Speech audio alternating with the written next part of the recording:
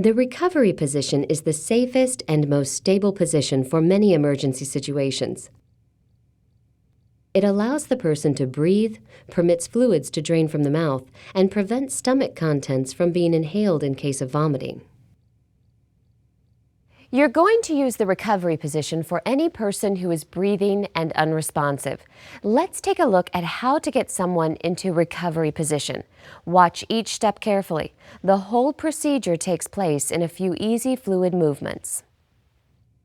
Remember that putting the person on their left side is generally preferable since that position can help reduce the chances of vomiting. First, extend the person's arm above their head. Position the person's other arm across their chest. Bend the person's leg at the knee. Put your forearm under the person's shoulder and your hand around the back of the neck to support the head and neck. Carefully roll the person away from you by pushing on their nearer knee and lifting with your forearm while your hand stabilizes the head and neck. The person's head is now supported on their raised arm. While continuing to support the head and neck, position the person's hand palm down with fingers under the armpit of the raised arm and with their forearm down flat at 90 degrees to the body. Bend both legs so the person is stabilized. Now that the person is in position, you can open their mouth to allow for drainage. You see, it's easy once you've seen it done. Now it's your turn to practice.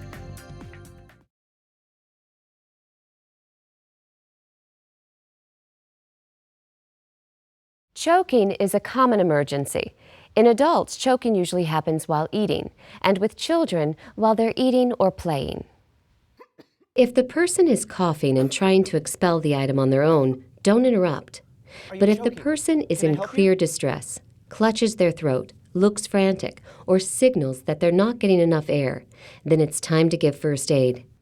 Let's take the basic technique step by step. First thing, ask, are you choking? Are you choking? If the person cannot cough, speak, or breathe, quickly ask for consent to give first aid and have someone call 911. Can I help you?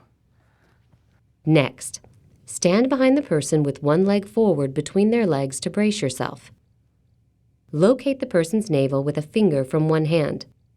Make a fist with the other hand and place the thumb side of the fist against the person's abdomen just above the navel. Grasp your fist with your other hand and thrust inward and upward into the abdomen with a quick motion. Keep this up until the person expels the object or becomes unresponsive. Can I help you? If the person you need to help is someone you can't get your arms around, or is pregnant, or when you can't effectively give abdominal thrusts, you can perform chest thrusts on the middle of the breastbone from behind the person. Take care not to squeeze their ribs with your arms. A person who is choking is not breathing and may soon become unresponsive. Have someone call 911 immediately. Lower the unresponsive person to the ground and start CPR by pumping the chest 30 times hard and fast. Continue CPR and check the mouth when you give breaths. Remove any object seen. Now it's your turn to practice these techniques. If you're practicing on a partner and not a mannequin, simulate proper abdominal thrusts. Do not perform actual abdominal thrusts. Doing so could injure your partner.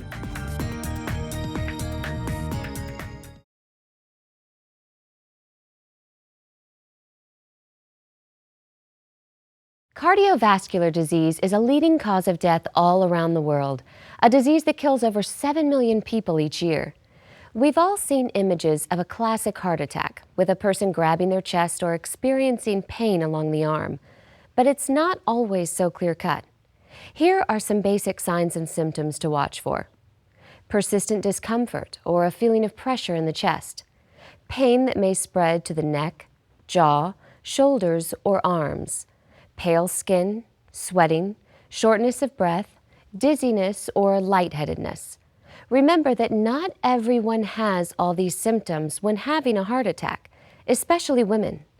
Let's look at a typical situation.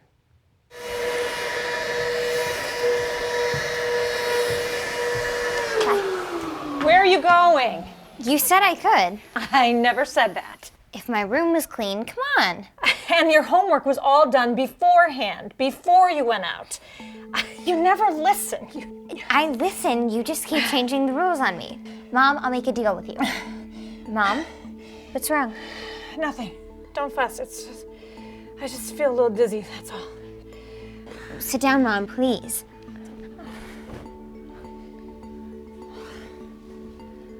Now, how do you feel, really? Not so good.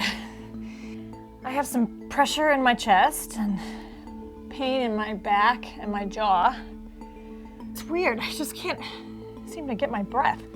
Loosen your sweater, okay? It's just like they were talking about in health class. What? I can't believe you could be having a heart attack. Oh, don't be ridiculous. Mom, listen, are you taking any heart medicine? Is there something you haven't told me? Honey, I do not have a heart condition. What are you doing? Calling 911. Oh, put the phone down. Yes, I think I have an emergency. I'm afraid my mom's having a heart attack. We live at 2301 Spring Drive, Wilmette. Yes, it's a house. My name is Ava Thomas. Yes, I'll give her an aspirin. Put the phone down. Mom, the paramedics are on the way. I'm gonna go get you an aspirin. Ava.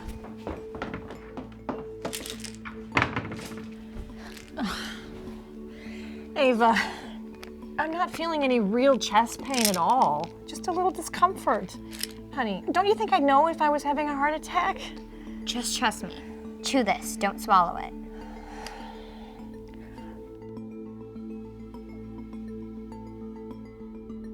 Whether it's chest discomfort, chest pain, or crushing pressure, the first aid you provide follows these steps. Call 911 or your local emergency number. Help the person rest by putting them in a position for easy breathing and loosening constrictive clothing. Ask if they're taking heart medication, and if so, help them use it if the directions say to. Encourage the person to chew 1 adult or 2 child dose aspirin, unless they're allergic. Stay with the person until help arrives. Be ready to give CPR if necessary, and do not let the person have anything to eat or drink, and that means you do not give them water with their aspirin.